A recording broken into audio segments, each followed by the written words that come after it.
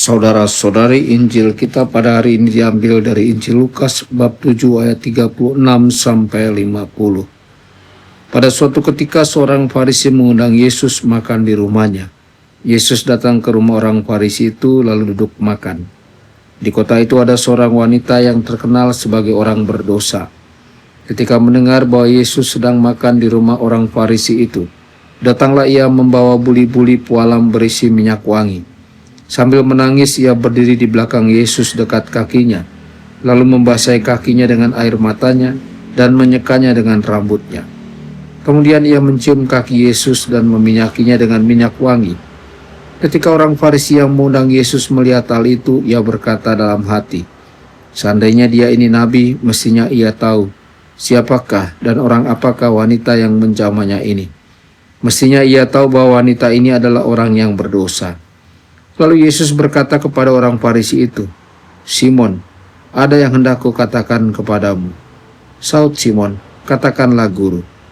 Ada dua orang yang berutang kepada seorang pelepas uang. Yang seorang berutang 500 dinar, yang lain 50. Karena mereka tidak sanggup membayar, maka utang kedua orang itu dihapuskannya. Siapakah di antara mereka akan lebih mengasihi dia? Jawab Simon, "Aku sangka yang mendapat penghapusan utang lebih banyak." Kata Yesus kepadanya, "Betul pendapatmu itu." Dan sambil berpaling kepada wanita itu, Yesus berkata kepada Simon, "Engkau melihat wanita ini? Aku masuk ke dalam rumahmu, namun engkau tidak memberi aku air untuk membasuh kakiku. Tetapi wanita ini membasahi kakiku dengan air mata dan menyekanya dengan rambutnya. Engkau tidak mencium aku, tetapi sejak aku masuk, ia tiada henti-hentinya mencium kakiku.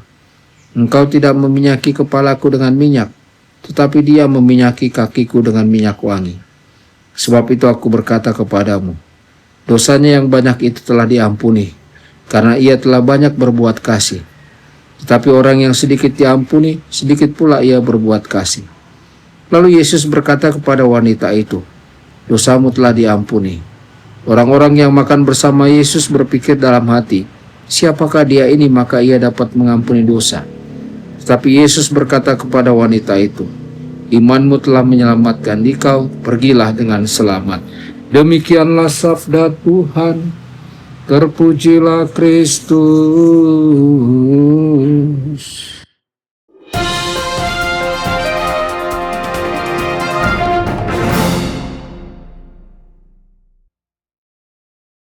Dalam nama Bapa dan Putra dan Roh Kudus. Amin. Saudara dan saudari terkasih dimanapun Anda berada, jumpa lagi dengan saya Romo Tedens dalam saluran Warta Kabar Sukacita. Semoga Anda semua dimanapun berada senantiasa dalam keadaan sehat dan bahagia. Saudara-saudari, Injil hari ini mengisahkan seorang perempuan berdosa yang datang kepada Yesus dengan air mata, minyak wangi, dan hati yang hancur. Ia tidak berbicara banyak, tetapi seluruh tindakannya adalah bahasa kasih dan pertobatan yang lebih lantang daripada kata-kata. Pertama kita melihat langkah awal pertobatan. Perempuan ini memutuskan untuk mendekat kepada Yesus. Keputusan itu mungkin tampak sederhana, tetapi di baliknya ada keberanian untuk melawan rasa malu, takut, dan penolakan dari orang banyak.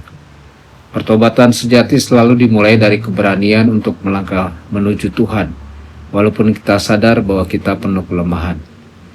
Kedua, kita melihat sikap hati yang penuh harapan akan pengampunan. Perempuan ini tahu bahwa ia memiliki utang besar yang tidak mungkin dibayar dengan usahanya sendiri. Namun dia juga percaya bahwa Yesus adalah satu-satunya yang sanggup mengampuni.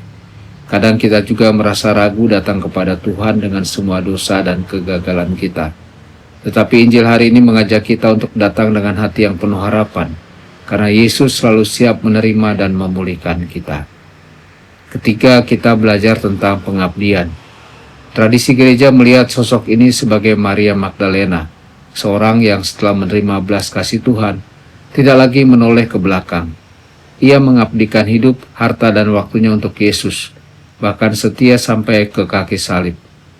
Pertobatan sejati tidak berhenti pada diampuni. Pertobatan sejati melahirkan kesetiaan dan pelayanan. Saudara-saudari, kisah hari ini menyentuh kita karena mengajarkan bahwa setiap orang, betapapun kelam masa lalunya, dapat diubah menjadi saksi kasih Tuhan yang hidup. Kita mungkin datang dengan air mata, tetapi Tuhan sanggup mengubah air mata itu menjadi minyak wangi pengabdian yang harum di hadapannya. Maka marilah kita datang kepada Yesus dengan hati yang remuk, penuh keyakinan akan pengampunannya, dan siap memberikan yang terbaik dari hidup kita untuk pelayanan dan kemuliaannya. Tuhan Yesus memberkati Anda semua. Sabda Allah adalah kebenaran. Sabda Allah adalah kehidupan. Mari kita mencintainya, mari kita menghayatinya. Ya Tuhan yang ku muliakan, sabdamu angkat rasa